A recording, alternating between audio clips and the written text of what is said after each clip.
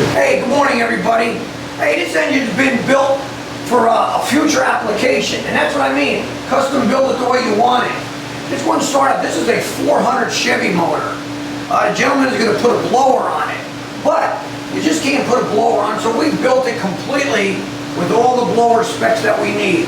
This has got a forged rotating assembly, that's a forced induction assembly with lower compression, springs have been filed properly. It's got the blower alternator set up on this already. Got a blower cam in it. Opened out and timing has been set back a little bit to curve. But this motor still makes 530 horsepower the way it sits and 560 foot-pounds of torque. But again, then we finished it off and put a Holly carb on it and adjusted it all up. Thing runs phenomenal, just the way it is with a carburetor.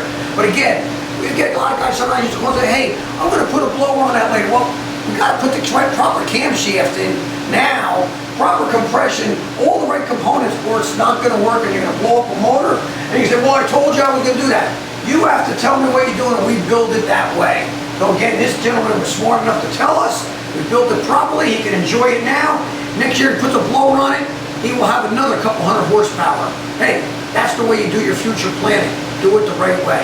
Thank you.